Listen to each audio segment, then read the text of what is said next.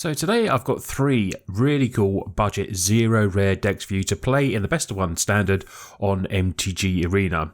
For me personally, I love brewing and I love brewing 0 rare decks. I love that makes it harder and stipulations like this.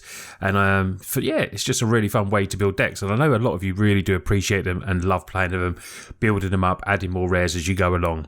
So one thing for sure is keeping it fresh in Arena is really important, so it's good to have a varied amount of decks to play, even if they're not all maxed out with full power. I love the challenge, like I said, of building the 0 rare decks and a heavy rare meta like we have. So if you like any of these decks, please give them a go and let me know what you think. There will be upgrade suggestions going through all these with each of the decks as we go along as well. So first up, I have a 0 rare blue-white control deck. This was probably the hardest deck to build on a budget, as you really need wrath effects to help with your board states. But we have plenty of spot removal. That's going to be our way of doing it, because basically all the wraths, the big wraths, are mainly like, Sunfall, cards like that are all rares, which obviously are very good for the deck, but when you're starting off, you haven't got all those rares. So we're going to, change that around and having lots of little spot removal. Most control decks usually have planeswalkers as finishers as well, but at the moment, until we upgrade, we're going to be looking somewhere else. So up step our Wincon Tura Kenrod Sky Knight. This is a 3/3 flyer. Whenever you cast an instant or sorcery spell, create a 1/1 white soldier creature token.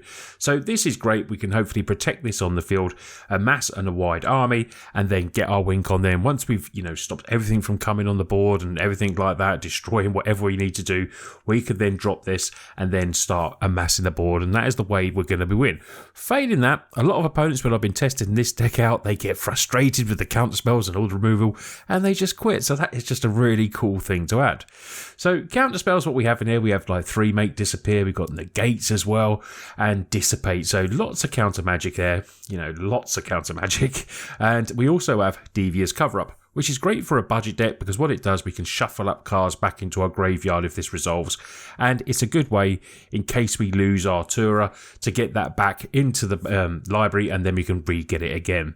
We also do have another big beater in Mirashell Crab, so not just our only Wincon is Tura, we do have this in there, a big 5/7 that we can obviously use as a channel spell, or we can then hopefully get it back with our couple of devious cover-ups later on in the game if we have to.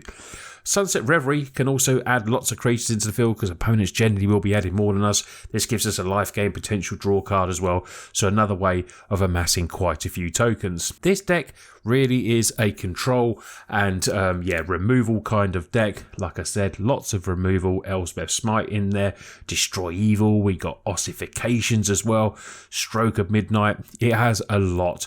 Card draw, quick study, nice, really good common card this, and the third path that can draw us a card and gain us hopefully potential 4, 5, 6, 7 life, and you never know how much this can give us, which is really nice effect for us as well.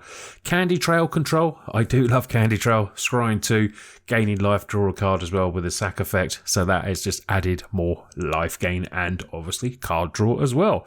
This deck is really fun and quite easily to upgrade there. We're going to have a look at the upgrades that I will suggest for this deck now. Like I said, Planeswalkers are good. Any amount of the Wandering Emperor coming in is really sweet. Mass removal in Sunfall. This could potentially be a Wincon as well, because you exile creatures get that incubate token. So, this to me would be the first card that I would put in, the Wandering Emperor and the Sunfall. Just because I know Sunfall is a really good card, and you would jig around what you need to take out of that. You could maybe get rid of a little bit of the spot removal if you want, or maybe find something else. You have to play with it and see how you feel and what you need. Mirashell might be able to drop, because then you've got extra Wincons with the Sunfall and the Wandering Emperors. Hullbreaker Horror, even as a single of in this deck, will be really good to upgrade as well.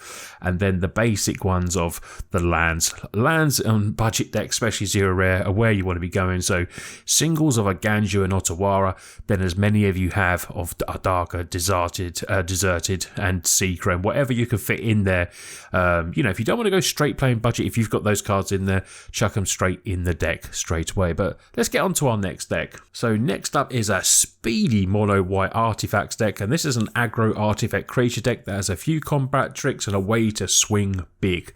Plated Onslaught is perfect for this deck and will be very unexpected as we swing in with our little creatures. We have lots of little creatures in this deck. If you have a look at the stats here, 27 creatures in total and 12 non-creatures in this deck as well. One of the main cards for me in the deck that I absolutely love is Patchwork Automaton. This can just be built up. We have loads of artifacts. War 2, so coming down turn 2 is really harder to kill. Stays out of the way of Go for the Throat, an early cut down as well. Whenever you cast an artifact spell, put a 1/1 counter, and then it just absolutely builds up. Failing that, if that's not working there, and we do have another Winkle. Lots of artifacts on the field. Michiku's Reign of Truth. Target creature gets +1/1 for each artifact enchantment. Build up something really big, potentially like a Gingerbrute, because we can pay 1 and this can't be blocked except by creatures with haste. So if we can make this really big and potentially pseudo unblockable as well. So the Gingerbrute will be getting in there and doing some serious work. I've had wins with the Gingerbrute just by doing that as well. It's been really fun. Now this deck is all about synergy, and if you love artifacts and aggro decks, this is the deck for you. We've got a little bit of removal, Lay Down Arms, which is very good in mono white decks as well. Artifact removal with Glass Casket, so very synergistic on theme with the deck as well. And then we've just got various creatures in there, or artifacts, Hot Shot, Mechanic as well. Just a 2/1 for 1 is very good. We're not looking to power vehicles or anything like that, but Swooping Lookout, Flying in Vigilance, Evasion. If you can pump this one up with the Michikus, then we can just fly over the top as well. All the deck lists, of course, will be down below. Let's have a look at some of the upgrades for this deck. Starting off with the lands, very easy. We've got all planes in there at the moment, but adding in your Eiganjos and Mishra's Foundry, if you can get that in, there's a 4 of it if you can, up to 4, just because it makes that 2/2 artifact creature so very good in the deck.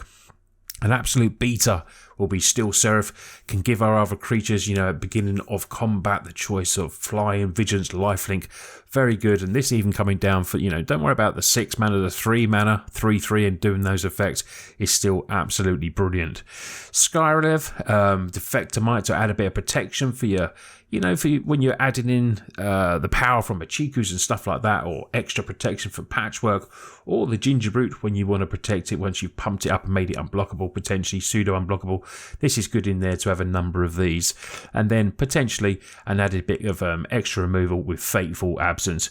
Yeah, probably better than, Glass Casket is good for the early removal, but you might feel like adding a couple of these could be good in the deck as well. But that's just my suggestion. But let's get on to the third and final deck. So last up is a mono red fling deck that splashes just 1 card. Technically not mono red, but hey, it is mono red. But it does, splash this Kalias Sellsword. We're using it for Burn Together. So target creature you control deals equal to its power to any target, then you have to sacrifice it. So the idea of this deck is building up a massive creature, and then this is our fling effect.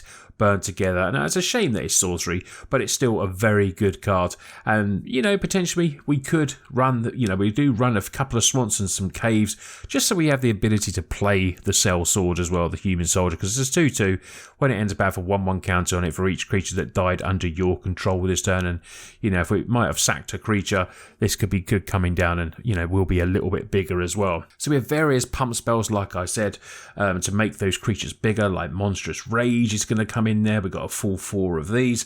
We've also got Antagonize, gives it +4/+3 for just 2 mana as well. Blazing Crescendo, +3/+1, and has an effect of exile on the top card, and then we get to play it as well. And Stolen Vitality, so target creature gets +3/+1 until end of turn. If it's your turn, that creature gains trample, first strike as well. So plenty of ways. If we're not sacking, we're still pumping creatures up and getting those secret attacks in, and then pumping, and potentially you can get wins that way as well. Now, another good creature is coming in called Balduvian Berserker. When this dies, it deals damage equal to its power to any target. So if it's about to die, quickly pump it all up with some of your spells if you can in your hand, and it's another kind of fling effect when this dies, and then you can just target your opponent. Now, Cacophony Scamp is brilliant for this type of deck. Deals combat damage to play, you may sacrifice it if you do proliferate, so we just get the damage in, you can then pump it, and then it deals damage to equal to a power to any target as well. So we have lots of different types of fling effects in there, and then on top of that, we've got a familiar red aggro package, Kumanu, Brews, Monastery Swiss Spears, Phoenix Knights, Play with Fire, all those usual cards that you will see that can get the job done if we're not, getting our fling effects in there. It's just a really, really cool deck to play. Now we look at some upgrades. Lands, easy. Any amount of Blackcleave Cliffs, Haunted Ridge, Sulphurous Springs. They tap for red, tap for black. They're going to be good for the deck. Adding in a Sokazan is really nice as well to get an extra couple of creatures down if you want using the channel. And Takanuma potentially to get back, something that wants to be flung, like a Callus. Get that back, or the Belduvian as well. Then we've got a couple of extra creatures. Now, Urubak's Forge, that can get sacked at end of turn, so it can be a good sack effect as well if we want to pump that up, and it's a great extra win con to have in the deck, so adding in some more forges. And then Voldaren Thrallseeker, perfect for this deck. 1/1, back up 2, pay 1, sacrifice it. It deals damage to its power to any target. So what you're probably replacing this with is your Balduvian Berserkers and trying to potentially make room for another couple as well, which is, quite easily to do. You could drop your Swiss Spear down by 1 or your Phoenix Knight, or see how the lands are going. It runs a very small amount of lands, just 20 lands, because the CMC average for this is just 1.5, which is very, very low.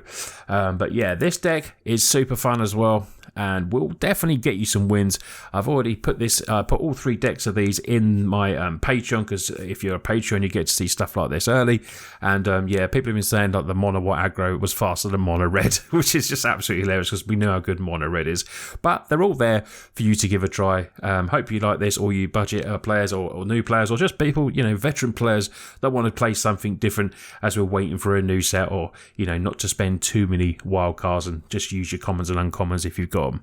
Anyway, thanks for watching today's video. Please give it a big thumbs up. Big shout out to my patrons again. Thank you again for that. And if you want to get any of these cards in paper and you're in Europe, please check out the channel sponsors, Cardmarket. Just a link down below. Just even going and checking them out will help out and, support the channel. So much appreciated to that. You lot take care, and I'll see you on the next one.